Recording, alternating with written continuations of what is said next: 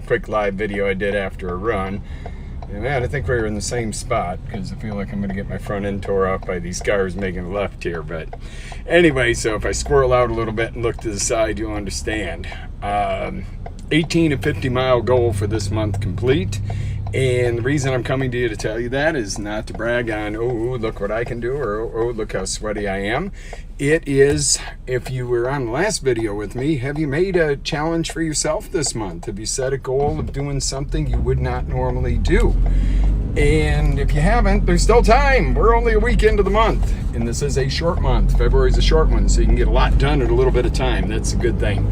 So on that note, I'm at 18 miles of 50 for the month. I'm pretty sure I'm going to crush the goal this month, but we're blessed to have a nice, warm, hot, sweaty day here in Florida, because I won't run if it's below 70 degrees, not outdoors at least.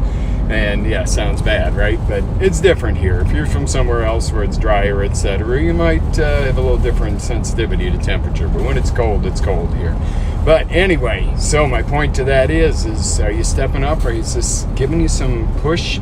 You know, maybe your goal is not to run 50 miles this month. Maybe it's to walk 50 feet without getting winded. I don't know. I don't know where you're at personally. I mean, a lot of you I know out there, and I know exactly where you're at, and you might need to step that up a little bit, coming from loving advice from your friend and coach. But do you have something to pull you forward? Do you have a goal to shoot for? So you might be going, oh, this goal stuff is so confusing. Well, we got a goal setting workshop on the 28th. Go to xlr8life.com and check it out. It's going to be an amazing live interactive goal setting workshop, about 2 to 3 hours. It'll get you in gear. And what it does is it's not to just sit there and go, okay, there's the newest, greatest, formula to do. It's to teach you how to live this stuff so that whatever you're doing in your actions is also pulling you to what you want.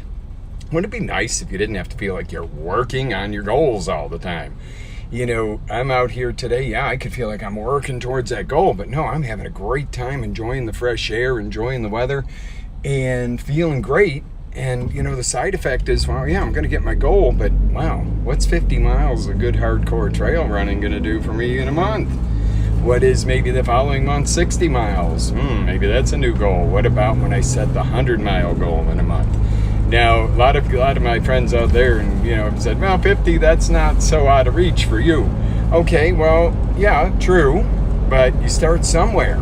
I could say, I'm going to run 100 miles this month, and I may not be ready for that and go out and get hurt, or it might be too much, and I go, oh, this is overwhelming, I can't do it. See, I don't say set realistic goals, but I do say set goals that are possibly achievable.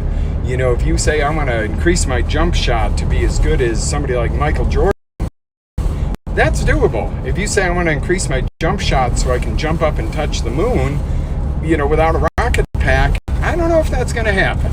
I'm not one to say limit your possibilities, but there's some things called gravity and shit that might play in there a little bit. So you make your goals to where they're outside of your comfort zone, but that they're certainly achievable. You don't want to make something a goal that is absolutely unachievable. And you might say, yeah, coach, you're right, making $1 million this year would be unachievable. BS. If you really set your mind to it and you really put the plans in effect, you could make $1 million this year. And there's no saying that that's, oh my God, an impossible goal. But if you're only making $25,000 currently, you might want to set your first goal to double it and make 50 grand. And next year after that, make 100 grand in stages. Or you may be an all-in, balls to the walls kind of person who goes, you know what, I'm making $1 million this year. If you are, be prepared to do what it takes to make $1 million. Go look at the people who have made $1 million in a year. Go look at the people who have run cross-country across the entire United States in X amount of time. And go, am I willing to do what they were willing to do the same thing?